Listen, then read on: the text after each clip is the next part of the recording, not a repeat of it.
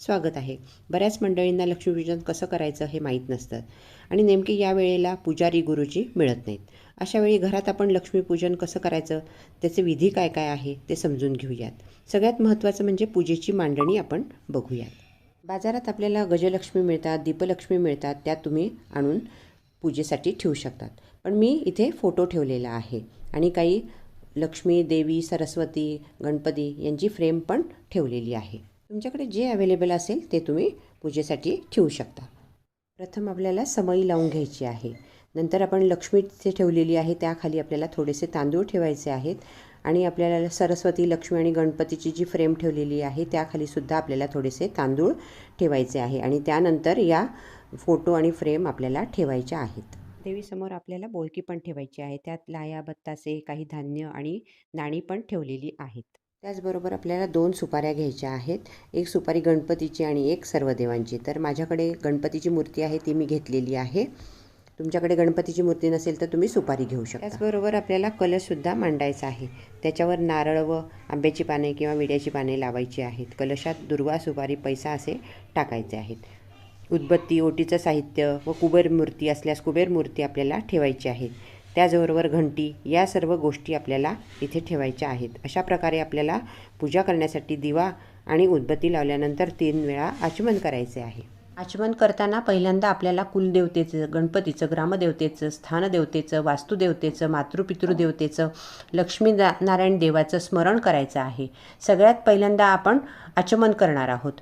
3 वेळा पाणी प्यायचे आहे आणि चौथ्यांदा आपल्याला ताम्हणात सोडायचे आहे. ओम केशवाय नमः, ओम माधवाय नमः, ओम नारायण नमः चौथ्यांदा आपण सोडून द्यायचं आहे. मला जी देवतांची नावे येत असतील ती घ्यायची आहे.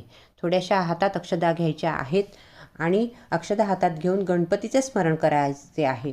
वक्रतुंड महाकाय सूर्यकोटी समप्रभ निर्विघ्नं कुर्मे देव सर्व कार्येषु सर्वदा हा मंत्र म्हणायचा आणि मंत्र जर म्हणता येत नसेल तर ओम गम गणपतये नमः असे म्हणून त्या अक्षता समोरच्या देवदेवतांवर अर्पण करायच्या आहे. प्रथम आपल्याला गणपतीची पूजा करायची आहे. माझ्याकडे मूर्ती आहे, मी ती मूर्ती ताम्हणात घेतलेली आहे. तुमच्याकडे मूर्ती नसेल तर सुपारीसुद्धा तुम्ही घेऊ शकतात. प्रथम आपल्याला तांदूळ घ्यायचे आहे, त्यावर मूर्ती ठेवायची आहे. आपल्याला अक्षता व्हायची आहे, हळद, कुंकू, गंध लावायचे आहे, फूल व्हायचे आहे. थोडक्यात आपल्याला गणपतीची पूजा करायची आहे, नमस्कार करायचा आहे. या लक्ष्मीपूजनासाठी हे गणपती देवा सगळं कार्य आपलं निर्विघ्नपणे पार पडू देत असे म्हणून नमस्कार करायचा आहे. फूल वाहिलेले आहे ते उचलायचे आहे, डोळ्यांना लावायचे आहे, वास घ्यायचा आहे आणि जमिनीवर ठेवून द्यायचं आहे. मग आपण त्यांच्यावरती 3 पळी पाणी सोडायचं आहे. गणपतये नमः म्हणून मंत्र म्हणायचा आहे. जर तुम्हाला अथर्वशीर्ष येत असेल तर ते म्हणू शकता. मग पंचामृताने स्नान घालायचे आहे.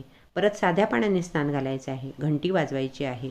नंतर गणपतीला स्वच्छ पुसायचे आहे आणि जागेवर ठेवून द्यायचे आहे. गणपतीला हळद कुंकू व्हायचे आहे, फूल व्हायचे आहे, नमस्कार करायचा आहे. आता आपण शेजारी ठेवलेली जी सुपारी आहे ती सर्व देवांची आहे, नवग्रहांची आहे असे समजून एक सुपारी पुन्हा ताम्हणात अक्षदा घेऊन ठेवायची आहे. सर्व देवतांच्या पितृर्थ, कुलदेवता, ग्रामदेवता, स्थानदेवता, वास्तुदेवता, मातृपितृदेवता परत आवाहनार्थ आपल्याला अक्षदा व्हायच्या आहे 5 वेळा. हळदी कुंकू व्हायचे आहे. मग पाण्याने स्नान घालायचे आहे. मग परत दुधाने स्नान घालायचे आहे आणि परत पाण्याने स्नान घालून स्वच्छ पुसून ठेवायचे. गणपती देवता व सर्व देवता यांना आपण कापसाची वस्त्र अर्पण करायची आहे आणि नमस्कार करायचा आहे आणि आपल्याला गूळ खोबऱ्याचा नैवेद्य दाखवायचा आहे. भोवती थोडं पाणी फिरवायचं आहे आणि आपल्याला नैवेद्य दाखवायचा आहे आणि नमस्कार करायचा आहे. प्रथम गणपतीची पूजा केलेली आहे. नंतर आपण दुसरी सुपारी म्हणजे आपले सगळे देव एक सुपारी ठेवलेली आहे. त्यांना पण आपण स्थानापन्न केलेले आहे. त्या सर्व देवांना आपण हळदी कुंकू अक्षदा अर्पण केलेले आहे. आता आपल्याला लक्ष्मीचे पूजन करायचे आहे. श्रीयंत्र, दीपलक्ष्मी असेल तर त्यांचे पूजन करायचे आहे. मूर्ती असेल तर ती मूर्ती ताम्हणात घेऊन मूर्तीला अंघोळ घालायची आहे. मातीची असेल तर फूल घेऊन नुसतेच त्यावर पाणी शिंपडले तरी चालेल. तर लक्ष्मीच्या मूर्तीला अभिषेक करायचा आहे, अक्षदा व्हायच्या आहे, लक्ष्मीचे आगमन करायचे आहे. लक्ष्मीला प्रार्थना करायची आहे की दिवाळीच्या निमित्ताने आमच्या घरातले सर्व दुःख, दारिद्र्य, दैन्य आणि सर्व गोष्टींचा नायनाट तू कर आणि घरात अखंड सुख, समृद्धी, संपत्ती, संतती आणि आरोग्य यांचा लाभ होऊ दे. माझ्याकडे श्रीयंत्र नाही म्हणून मी देवीची मूर्ती इथे घेतलेली आहे.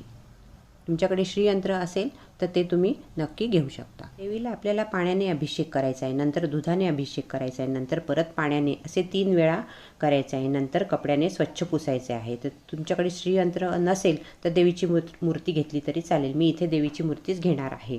तुम्हाला अभिषेक करता आला तर नक्की अभिषेक करू शकता. पाण्याने स्नान घालून अभिषेक करावा. त्यावेळी तुम्हाला कुलदेवीची उपासना करायची आहे, तिचे नाव घ्यायचे आहे, महालक्ष्मी सरस्वती यांचे नाव घ्यायचे आहे.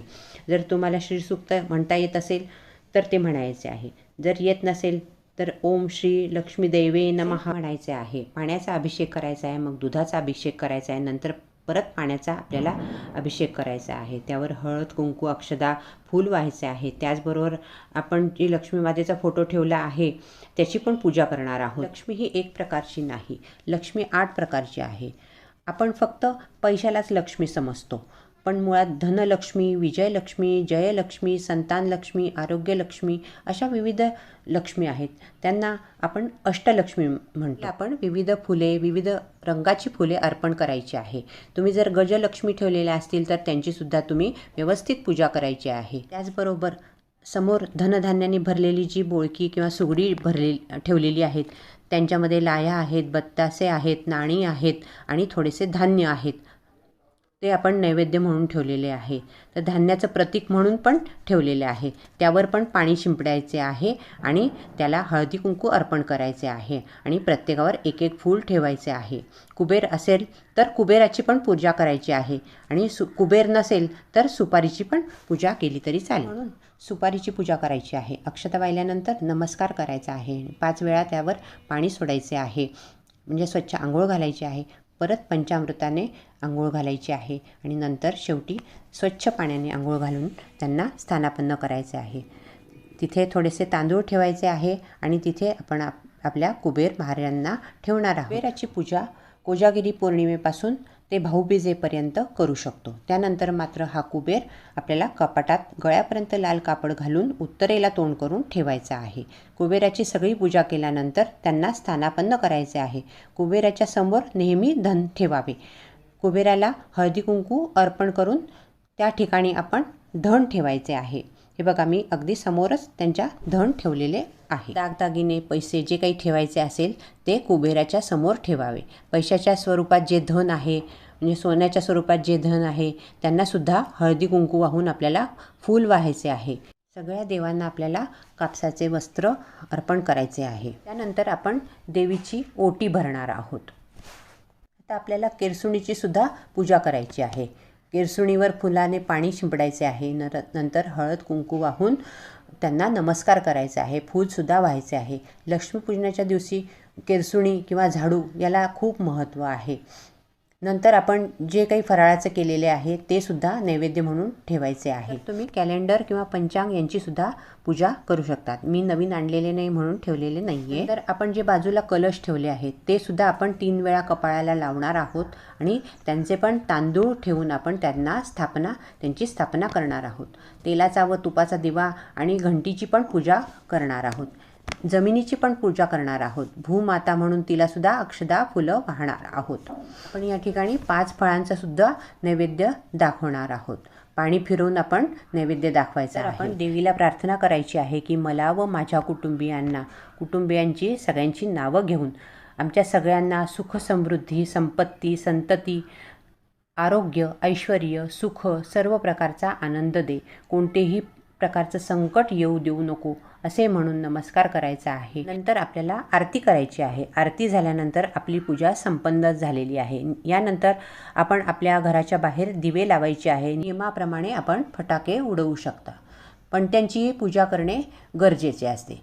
अशी ही साधी सोपी पूजा मी आपल्याला समजावून सांगितली आहे. पूजेमध्ये काही मागे पुढे झाले तरी काही हरकत नाही. देव फक्त भावाचा भुकेला असतो.